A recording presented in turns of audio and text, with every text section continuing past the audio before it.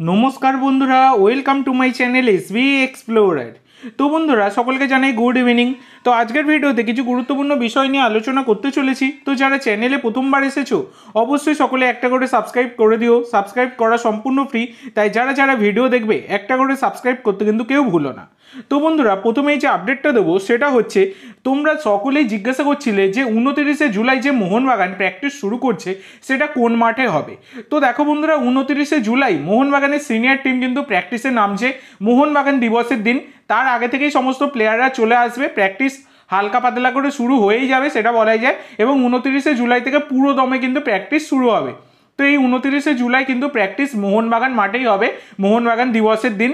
তো এবারে সম্ভবত আর কিন্তু যুবভারতীর যে প্র্যাকটিস গ্রাউন্ডে প্র্যাকটিস হতো সেখানে আর হবে না, এবারে কিন্তু মোহনবাগান মাঠেই প্র্যাকটিস হবার কথা রয়েছে ডুরান্ড কাপের জন্য।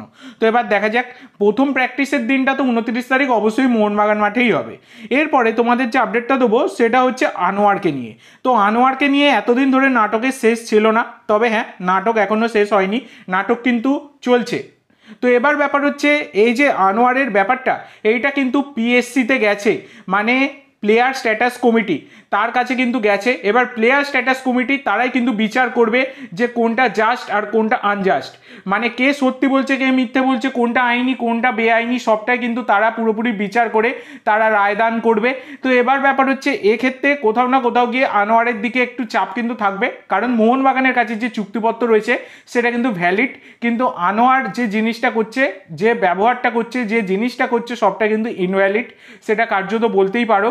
এবং অনেক মিডিয়া থেকে এইটাও দাবি করা হয়েছে যে আনোয়ার নাকি ইস্ট বেঙ্গলের চুক্তিপত্রে সই করে দিয়েছে, এবং যদি তিনি চুক্তিপত্রে সই করে দিয়ে থাকেন উইদাউট এনি এনওসি, তো এবং অন্য ক্লাবের সাথে চুক্তি থাকা সত্ত্বেও তিনি যদি ইস্ট বেঙ্গলের চুক্তিপত্রে সই করে দিয়ে থাকেন সেটা কিন্তু কখনোই ভ্যালিড হবে না, সেটা ইনভ্যালিড হবে এবং ইললিগালও হবে।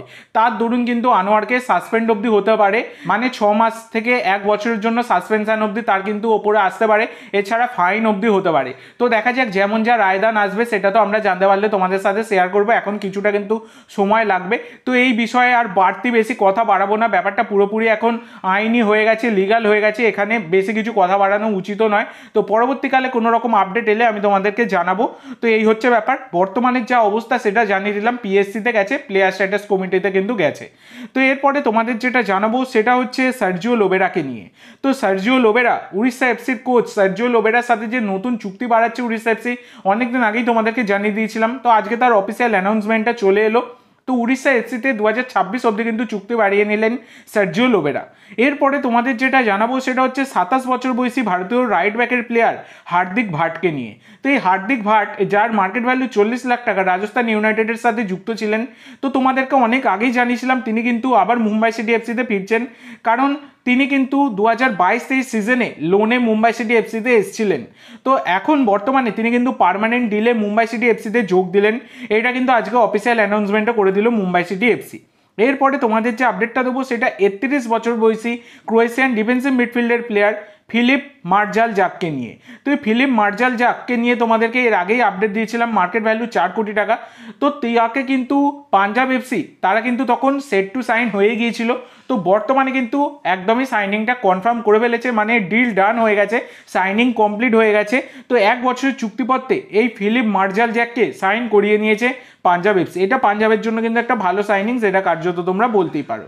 তো আজকের জন্য এইটুকু বন্ধুরা, ভিডিওটি ভালো লাগলে অবশ্যই লাইক করো, শেয়ার করো, আমার চ্যানেলে প্রথমবার এসে থাকলে চ্যানেলটি সাবস্ক্রাইব করো, আর কমেন্ট করে জানাও ভিডিওটি কেমন লাগলো। ধন্যবাদ।